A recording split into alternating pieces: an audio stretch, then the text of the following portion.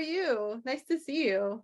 Not too bad. Nice to see you, Maria. Is that so? You're in your studio now? Is that it? This is my studio. Yeah, it's a little area of the house which I've sort of dedicated to be creative and shut off from everything else. This is my studio. Ooh, is that a crystal ball I see? That is a crystal ball you see before you. Nice. Oh, and That's a that picture. yeah, hagstone as well. Yeah, this is my hagstone, and what's interesting about this particular hagstone, it's just almost square. Oh yeah, look at that. And all these hagstones I actually found on Brighton Beach. Isn't that amazing? That is great. My art thing is full of all sort of odds and sods. I mean, this is Doctor Strange, and I like picking up little bits and pieces. I picked up this knight today, yesterday at a boot fair. Oh, I love him. You know, and this is I'm trying a new medium. I'm painting on leather jackets. Oh wow. So I'm exploring into a new medium, because as my abilities progress, I give myself challenges. I think let me do a tattoo design on a leather jacket. You know, this is the front of the jacket. Oh wow. It's still not quite. It's almost 100% finished, but not quite. I've still little bits and bobs. So also I've found leather jackets people have just discarded because they're kind of worn and everything. And this was the very first one I actually found, sort of dumped, and so I cleaned it all up and everything. And this is all a tribute to Shakespeare. Oh, that is incredible. And this is one of my favorite. It's a waistcoat which I bought for £3 at a boot fair. Nice. So I've actually decorated that with a yantra on the back. Oh, cool. But I get super focused, and I kind of worked it all out, and then sort of did it. This one actually took me a day to do.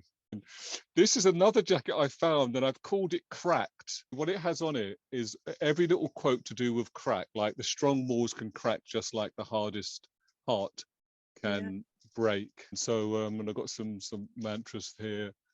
I like the color on the back of this one. Oh all sort of yeah. cracked. Strangely enough, where I've got all the cracks is where all the rips and tears were on the jacket. And just before, I'm working on this one. Ooh. This is another jacket I picked up for £3. I don't think it's real leather. Maybe it's fake leather. This is a yantra, because I mean it's all kind of protective stuff, all kind of esoteric. And color's important as well. So it's a bit of a it's a good one. I'm still working it. I'm trying to do some sort of fancy design on the front, and it's one of the Hindu gods, you know. So that's the theme on this particular jacket. Each jacket is a different theme, and but behind me there's some works I've got here from 2015. Oh yeah, I recognize. We have a few of those in our college kitchen, don't we? Yeah, you do. Yeah, there's this. It's a very interesting technique. It kind of got me through a very difficult time doing these works, because those works on paper, what I used to do is just buy a huge sketchbook and just really draw my feelings and emotions onto the paper, and then work in detail to see what came out. I think the main theme is, you know, I'm into the esoteric sciences and psychic art, and going with your intuition when creating something. So I'm not doing the same thing over and over again. I was interested in doing tattoo designs on leather, so I challenged myself, and I sort of just went with it. That's great. I love everything you've shown me. Thank you, Maria.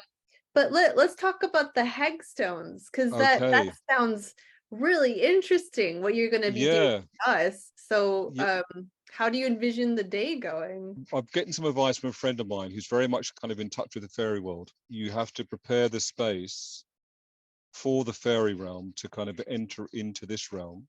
Oh, cool. Which means having, you know, creating a kind of mandala with flowers and, you know, little things that are attractive, and you know, do a hagstone mandala thing, and some crystals. I'll bring my crystal ball with me and some other bits and pieces to really generate a nice atmosphere, you know, and do some meditation beforehand.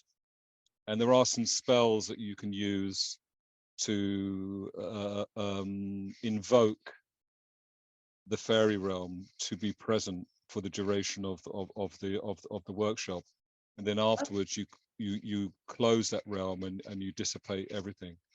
Yeah. So it's a very kind of mystical, magical process. But it's also, during the course of the workshop, is really kind of opening up people's hearts to really connect with their inner child selves, to feel that kind of pure innocence and calmness, to just really kind of just relax. And so you develop a sight beyond sight, in as much as you're looking, but you're not looking. Mm. You're not trying to, "Oh, can I see, but you're just looking and relaxing and waiting for the energy of the fairy realm to come to you, and then and have that a real deep sense of gratitude for that manifesting. And hagstones, they go back, there's, it's interesting, I've read a lot about hagstones, and I learned a lot from a friend of mine, and she was saying hagstones, the fascinating thing about hagstones, they're actually hundreds of thousands of years old. The reason why there's a hole, because at some point some organic matter got stuck in the rock, and so over time both sides have become eroded, and where the organic matter was in, that is worn away. They have many different names, hagstone, because a hag is a derogatory term for someone who practices witchcraft, Mm-hmm. or Wiccan. And they're called fairy stones, love stones, and so many different names. Some stone circles have a large stone, like in Cornwall, there's a large stone with a circle in the center. And the belief is that if you enter into that circle, you're entering into a different realm. I mean, look at the size of that one. It's incredible. So you're going to be bringing some hagstones to the college, is that right? Yeah, I'm going to bring in a whole collection.